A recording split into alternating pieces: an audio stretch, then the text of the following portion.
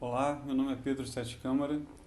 Eu estou fazendo esse vídeo porque hoje é aniversário do poeta Bruno Tolentino, cuja biografia eu estou escrevendo há muito tempo. Vou falar disso. Mas hoje Bruno Tolentino completaria 79 anos, é 12 de novembro, quando ele nasceu. Para quem gosta de astrologia, havia um grande alinhamento em Escorpião. Acho que o Bruno tinha todos os planetas em Escorpião, menos um, ou todos mesmo. É uma coisa extraordinária. É, e eu mesmo nunca fiz nada com esses dados. Mas a fazer uma sequência de vídeos, primeiro falando sobre a vida e a obra dele, e depois eu vou analisar um poema de cada livro dele. Então, o primeiro vídeo vai ser só sobre a vida e a obra, falando da biografia, mas nos outros vídeos eu vou colocar também um pouquinho sobre a vida dele, vou falar algumas coisas que vão estar na biografia, mas é claro que o filé vai ficar no livro, que está longe de estar terminado. Quem sabe, espero que em 2020 eu consiga terminá-lo, porque falta ainda fazer uma viagem à Europa para terminar, e acho que eu vou conseguir fazer essa viagem em junho. Acho, me ajuda. Então, Bruno Tolentino ficou muito conhecido no Brasil na década de 90 por ter iniciado uma polêmica com os irmãos Campos em torno de uma tradução do poeta Hart Crane. Isso foi em 93, 94, quando ele, enfim, pouco tempo depois de ele voltar ao Brasil. Em 1996, a revista Veja fez uma entrevista com ele nas páginas amarelas. Foi assim que eu conheci. Eu morava nos Estados Unidos na época, tinha 19 anos, li a entrevista, fiquei chocado que alguém dissesse aquelas coisas. 2 dias depois, eu estava completamente do lado dele, vi que ele tinha razão, ele estava apenas dizendo aquelas coisas que você já sentia, já pensava, contra, por exemplo, a Semana de 22, que eu já, enfim, da qual eu já não gostava, mas não é esse o assunto aqui agora. O assunto aqui é o Bruno Tolentino. Ele acabou se tornando conhecido pela, vamos dizer, direita brasileira, embora ele próprio não tenha nenhuma inclinação política, não tivesse realmente, ele era muito indiferente à política. Ele tentou se associar a assim, alguns políticos, como Jaime Lerner, Cristóvão Buarque, mas em torno de pautas genéricas, como educação, ou só para tentar arrumar um emprego mesmo.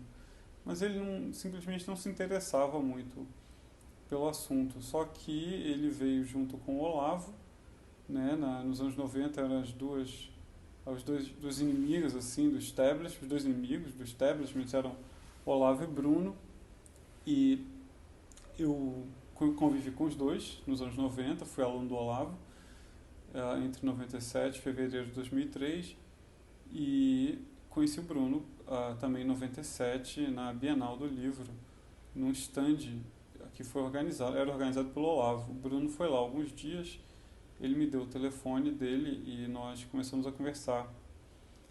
Fui na casa dele várias vezes, na casa Tia Helena, em Niterói. Ele reclamava que tinha um aspirador na cristaleira. Mas a Tia Helena era uma das mulheres mais extraordinárias que eu já conhecia, uma mulher cultíssima, eruditíssima, que poderia conversar com qualquer intelectual de igual para igual. Uma pessoa realmente incrível. É uma pena que ela tenha falecido. Faleceu há poucos anos, né? Agora, falando sobre o Bruno, quem é ele? Ele é alguém que sempre quis ser poeta. Desde que ele era criança, desde que ele era adolescente, ele sabia que ele queria ser poeta. Ele não quis ser outra coisa e descobriu a poesia, né? Tem poetas que contam o momento que descobriram. Walden, por exemplo, fala que teve a ideia de ser poeta porque um amigo dele deu essa sugestão. Um amigo dele que era pintor, né, andando num campo, falou: por que você não escreve poesia? E assim começou, né, um dos poetas mais influentes da língua inglesa do século XX. Mas o Bruno não, ele sempre quis ser poeta. Isso colocou num percalço no começo da sua carreira, porque aparentemente, como ele dizia que queria ser poeta, a família dele cobrava, sobretudo o pai. Dizia: você quer ser poeta? Então, por que você não escreve um livro? Cadê seu livro de poesias? E aí ele pegou poemas de um poeta chamado Valmir Ayala, juntou tudo, fez um livro, disse que era dele. O livro é este aqui, Infinito Sul, e diz que é tá aqui, poemas 56, 57. Então o livro deve ter saído em 57, 58, aqui é uma coisa autopublicada, não tem ISBN, não tem informação nenhuma, né? Mas isso veio a trazer problemas para ele. Não, óbvio, porque é um plágio, né? Mas em 1960, né, 2 ou 3 anos depois, ele ganhou realmente o prêmio Revelação de Autor, dado pelo Manuel Bandeira e pelo Cassiano Ricardo, entre outros membros do júri, com um livro que se chamaria Ala Breve. O livro teria poemas, mais uma sequência de sonetos e alguns poemas também em francês. Esse foi o livro que o José Guilherme Melchior conheceu, quando conheceu o Bruno na adolescência, mas por causa dessa confusão com o Infinito Sul, a publicação do Ala Breve foi adiada em 3 anos, porque afinal de contas vieram pessoas dizendo como prêmio Revelação de Autor, dado, portanto, a um autor iniciante, poderia ser dado a um autor que já tem um livro publicado. Então, Bruno teve que assumir o plágio, e como ele era plagiário, então ele era inédito, né? Assim, com muitas modificações, tirando aqueles poemas em francês, tirando a sequência de sonetos e acrescentando um poema no começo, chamado Anulação, foi publicado em, em 63, Anulação e Outros Reparos. Anulação é o poema inicial, que eu vou discutir num vídeo à parte, e Outros Reparos são os poemas Ala Breve que não foram publicados. Então, a Anulação está aqui, o poema está datado de 62 e os outros poemas foram escritos até 1960. Eu acho interessante dizer isso porque eu não acho que os outros poemas digam nada a respeito do que seria a obra do Bruno depois. Eles não são a semente de onde nasceu a árvore. Mas o poema Anulação, de 62, sim.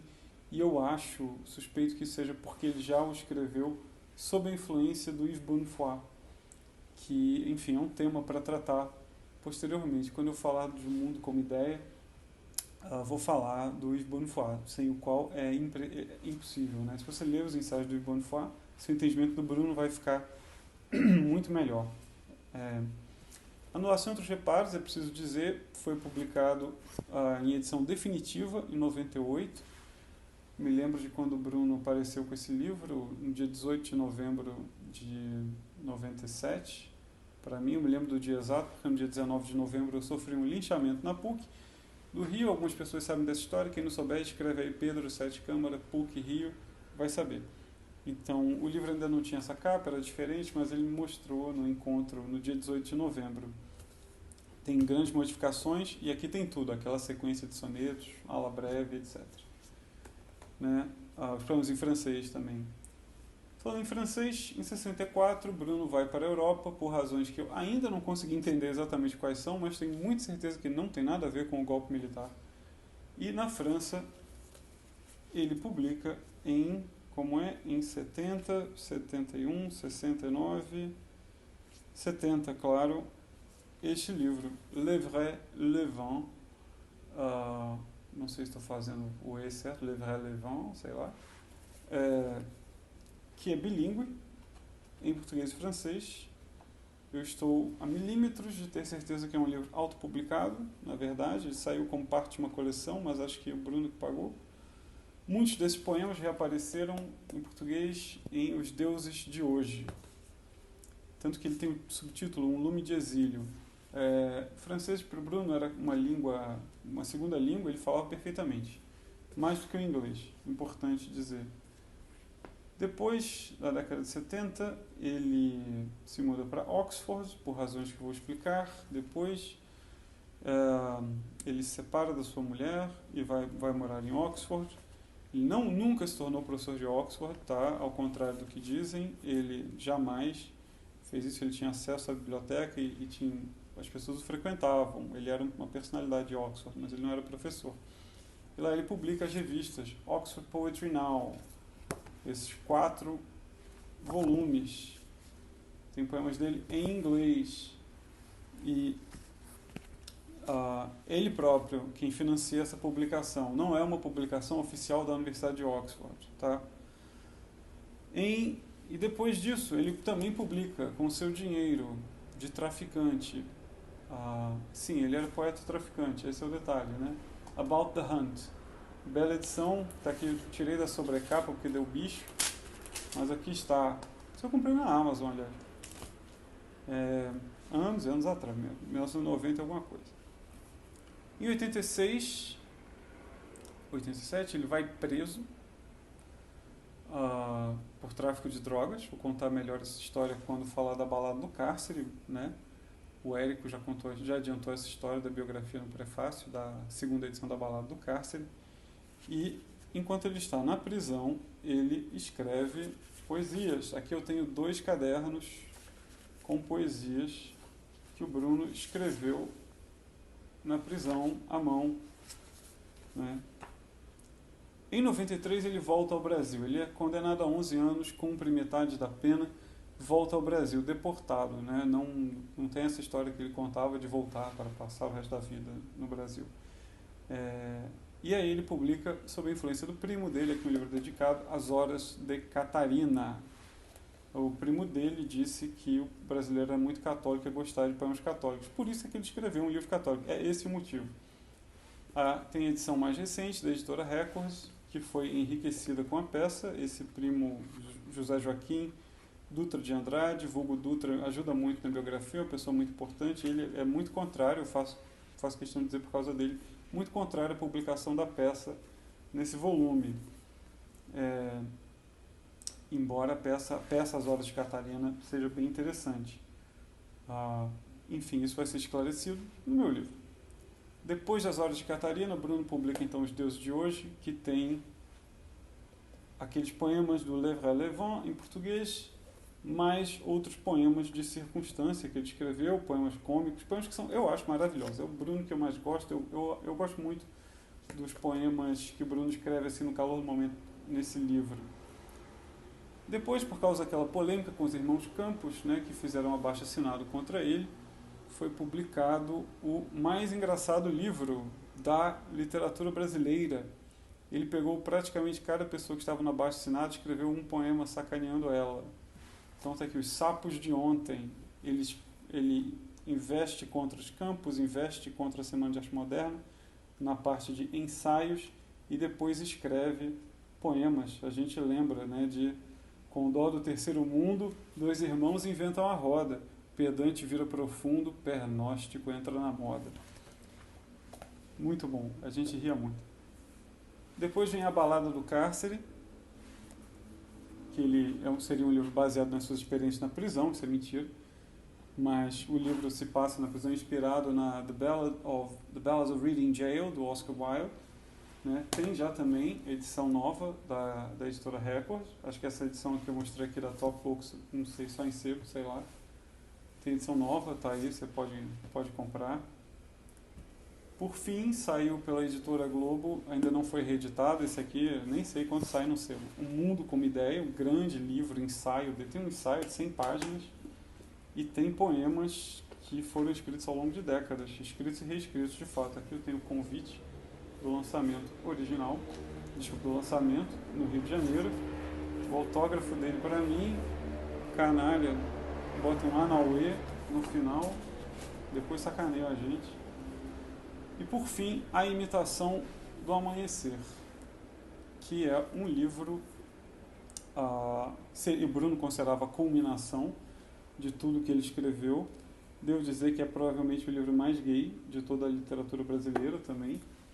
O que faz com que seja um pouco engraçado. O Bruno é ao mesmo tempo um grande poeta católico e ele sempre foi abertamente gay, publicou o livro mais gay, mas não é essa a questão. A questão da Imitação do Amanhecer, como ele dizia, era o contrário do Mundo como Ideia. Ele falava que o Mundo como Ideia era a cultura que quer ser natureza, e, melhor dizendo, a arte que quer ser natureza, e a Imitação do Amanhecer, a natureza quer ser arte. São questões filosóficas. O Bruno tinha um pendor filosófico muito grande.